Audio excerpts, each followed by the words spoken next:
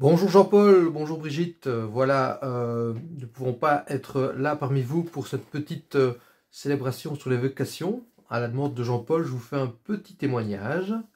Donc voilà, je me présente. Je m'appelle Michael Jean. Je suis originaire, vous voyez, selon la couleur, je suis originaire de l'île Maurice. Euh, j'ai été baptisé le 20 juin 1976, l'année où je suis né. Et je suis arrivé en Belgique quand j'avais 6 ans. Donc je suis originaire de l'île Maurice, mais j'ai grandi en Belgique. Une étape importante dans ma vie de chrétien, l'idée de ce petit témoignage, c'est pas de vous raconter ma vie, mais de voir les merveilles de Dieu dans nos vies, et dans ce cas-ci, dans ma vie. Et moi, à l'âge de 10-12 ans, j'avais fait la catéchèse, j'avais fait ma confirmation, ma profession de foi. Et j'ai eu la chance de rencontrer le pèlerinage de Beaurain-Banneux, organisé par la communauté de Maranatha.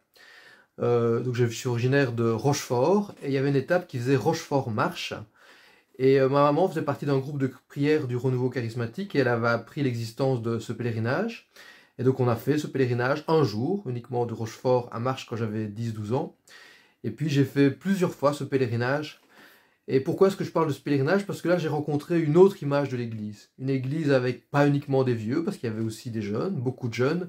Et puis aussi une église plus du Nouveau Testament. J'avais l'image de l'Ancien Testament avec un Dieu dur, fort. Et là, j'ai découvert que Dieu est aussi un Dieu d'amour, comme on peut le voir dans le Nouveau Testament. Et ça a été important. C'est ce qui a permis d'enraciner un peu ma foi et qui m'a permis de continuer au-delà des sacrements d'initiation. Souvent, après la confirmation, on ne voit plus les jeunes, ils disparaissent. Moi, j'ai eu la chance de pouvoir rester dans cette église parce que j'ai découvert cette communauté vivante qui m'a donné l'image d'une église vivante. Et puis, une autre étape importante dans ma vie, ce sont les JMJ. À l'âge de 16 ans, ma marraine Rosemée m'a offert un pèlerinage à Czestochowa. C'était mes premiers JMJ donc en Pologne. À l'époque, les Belges ne participaient pas encore vraiment au JMJ, donc j'étais parti avec la communauté de l'Emmanuel. Et là, j'ai découvert tout ce qu'on peut découvrir de vivant dans la jeunesse chrétienne. D'abord, savoir qu'on n'était pas tout seul, mais qu'il y avait d'autres jeunes chrétiens. Et puis, j'ai pu avoir l'occasion de vivre plusieurs JMJ, Paris, Rome, Toronto, Cologne et Madrid. Et deux autres JMJ que j'ai vécu en Belgique. À Banneux, on a vécu les JMJ en direct avec les jeunes qui étaient partis à Sydney, avec les jeunes qui étaient restés en Belgique et qui ne pouvaient pas partir pour différentes raisons. Et puis avec Sambrio, on a vécu à Maubeuge avec les Français, des JMJ en parallèle avec ceux qui partaient à Rio. Ces JMJ ont été vraiment une étape importante pour moi et j'y reviendrai un peu après. Alors, une autre étape importante aussi pour moi, c'est je suis rentré dans le monde du travail à la fin de mes études. Donc j'ai fait un régenda en maths physique. À la fin de mes études, fin août, après les vacances, je reçois un coup de fil d'un abbé qui me parle de l'internat, alors que j'avais fait des études pour devenir éducateur, pour devenir enseignant. Et là, on me proposait un poste d'éducateur. Et c'était pas très clair, surtout qu'un abbé qui m'appelle, c'était un peu bizarre. Et donc en fait, c'était pour travailler au centre Astimoulin à Namur, et j'étais engagé par l'IATA. Donc tout ça était un peu compliqué, mais le vendredi, je recevais un coup de fil, le samedi matin, je faisais l'interview, et le dimanche soir, je commençais à travailler. Et pour moi, c'est un signe du Seigneur, hein, d'avoir un travail aussi vite, et un travail où je suis rentré par la porte de l'animation, en fait, tout ce que j'aime, puisqu'on m'a engagé comme éducateur à l'internat parce que j'avais des qualités, j'ai fait du scoutisme étant plus jeune, d'animation, et donc ce qu'on attendait de moi, c'était un contact avec les jeunes et pouvoir gérer la vie au quotidien. Après 15 jours à l'internat, le directeur et le grand directeur m'appelle et me dit, voilà Michael, j'ai un travail pour toi, on va accueillir des étrangers, ils sont là pour apprendre le français, et ce serait pour que tu leur donnes les cours de maths, enfin tous les autres cours à part les cours de français. Et donc assez vite, j'ai commencé à donner cours dans ce qu'on appelle aujourd'hui le DASPA, et qu'on appelait à l'époque le centre Stimoulin. Donc on accueille des jeunes étrangers qui sont d'obligation scolaire, et donc moi je donnais les cours de maths, de sciences, d'informatique et de religion. Et il me dit, ah oui, oui, tu vas donner les heures de religion, parce que je dis, mais je peux pas. Je dis, il n'y a pas de souci, tu ne seras pas nommé, mais tu peux. Et c'est important parce que par la suite, avec les différentes formations que j'ai pu faire, j'ai eu mon visa de l'évêché. Je suis un vrai prof de religion maintenant. Donc c'est une formation que j'ai faite par la suite pour devenir prof de religion. Et donc je reviens sur les JMJ, deux JMJ importants. Je vais parler de Rome en l'an 2000. J'étais parti avec la communauté de Maranatha, avec qui j'avais fait les pèlerinages de Borin-Banneux, avec le groupe des Belges, mais dans la communauté de Maranatha. Et à la fin du pèlerinage, il y a le père responsable, l'abbé, qui me dit « Michael, est-ce que tu n'as jamais pensé à venir parmi nous ?» Parmi nous, ça veut dire dans la communauté, comme les frères. Ce sont des frères assomptionnistes. Et je lui ai répondu « Si, si ». J'y ai pensé il y a quelques secondes. Donc on avait terminé le pèlerinage par un temps de prière dans la petite chapelle. Et on s'était mis là où les frères se mettent d'habitude. On était assis là, voilà. Et je m'étais dit, ce serait peut-être bien ma place. Et là a commencé un temps de réflexion. J'y reviendrai plus tard. Je reviens sur Toronto 2022, une étape importante, puisque c'est là que j'ai rencontré mon épouse Pauline. Et donc voilà, deux étapes importantes dans ces JMJ qui marquent mon cheminement. Donc je reviens ici sur Rome 2000. Pourquoi? Parce que j'ai vécu un an dans la communauté comme frère, assomptionniste. J'ai fait des études à l'IET et c'était une année un peu de discernement.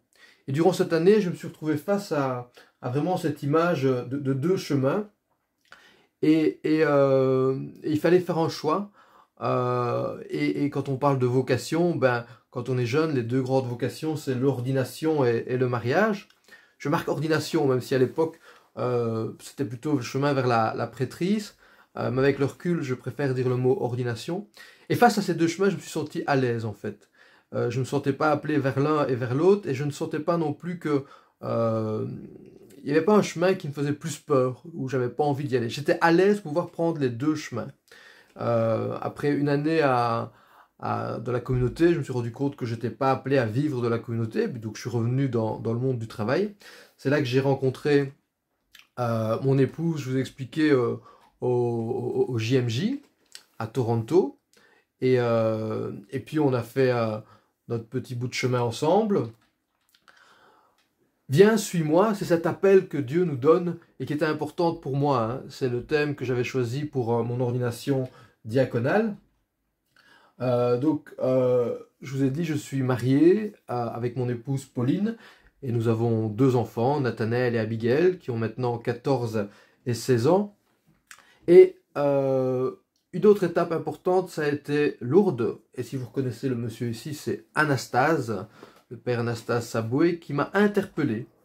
Donc on faisait le pèlerinage à Lourdes en famille. Et donc les enfants avaient leur activité pour de la journée. Et sur le temps de midi, il fallait les rechercher. Donc à temps de midi, je vais rechercher mes enfants avec mon épouse.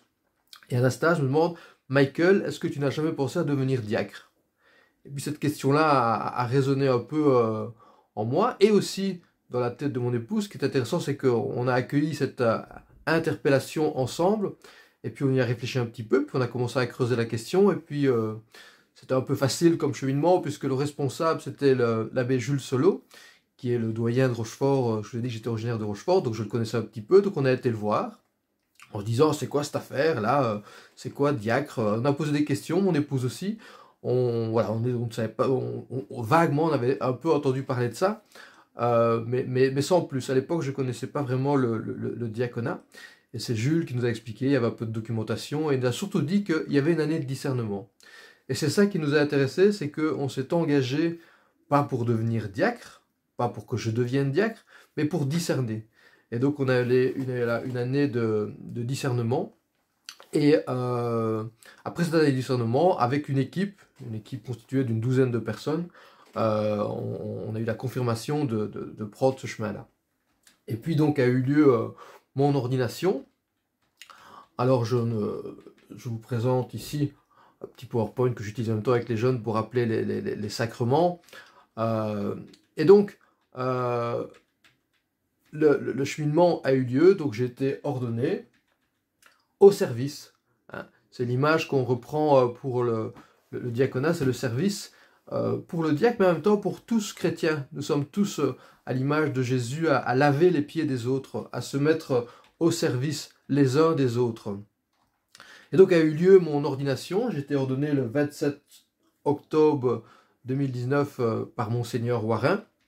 Et en tant que diacre, j'ai une mission. Et c'est pour ça que je ne suis pas là aujourd'hui. C'est parce que je suis en mission. Et ma mission, c'est les jeunes. Par le passé, j'avais déjà eu l'occasion de beaucoup animer. Je pensais qu'on allait me confier une autre mission. Mais c'est la mission des jeunes que je vis dans différents lieux. D'abord dans mon école, puisque je suis enseignant, avec mes élèves étrangers, mais aussi avec tous les élèves de l'école. Donc, je vous expliquais que je donnais cours à des élèves étrangers. Mais ma mission concrète se fait dans la pastorale scolaire, entre autres avec les menuisiers où on peut faire la Saint-Joseph, avec les maçons on fait la Sainte-Barbe, et puis là c'est la Sainte-Barbe avec les maçons. Mais aussi j'essaie de faire venir des témoins. On a eu frère Marc qui était venu, et puis ici un autre frère qui est venu aussi nous rendre visite. Et on a vécu là comme ça un contact avec l'église, j'ai envie de dire, hein, une rencontre. C'est ce que j'essaie de faire au niveau de la pastorale scolaire, ce qui n'est pas toujours facile. Et puis, si aujourd'hui je ne suis pas là, c'est parce que je suis au bowling avec mes jeunes pour clôturer cette année et accueillir les nouveaux confirmés de cette année qui viennent nous rejoindre pour vivre l'aventure de la pastorale des jeunes. Avec mon groupe, les Young Followers. Je vous montre ici quelques photos de ces jeunes. Alors, ils sont masqués. Ils l'étaient à l'époque, hein, puisque quand on a démarré ce groupe de jeunes, c'était en mode Covid. Et malgré ça, on a pu se lancer et traverser ce mode Covid et vivre l'aventure. Voilà, on fait différentes activités sous forme de mouvements de jeunesse, mais toujours avec la présence de Dieu dans le concret, dans le concret de nos vies. Et avec des échanges, dans la fraternité aussi, ce qui est important. Là, on était dans une maison de repos, où on a été partager un moment de jeu de société avec des personnes plus âgées. Alors, on fait de temps en temps des retraites, avec aussi des temps de prière, des messes qu'on essaie un petit peu vivantes. Et voilà, ça fait presque 12 minutes, maintenant je crois que j'ai dépassé mes 10 minutes, Jean-Paul. L'idée, c'était de voir vraiment la présence de Dieu dans nos vies, hein, de se dire à l'âge de 10-12 ans, de pouvoir avoir la chance de rencontrer une église vivante, à mes 16 ans, à travers les JMJ, de pouvoir voir cette jeunesse et de se dire que l'église, ce n'est pas que des vieux, entre guillemets.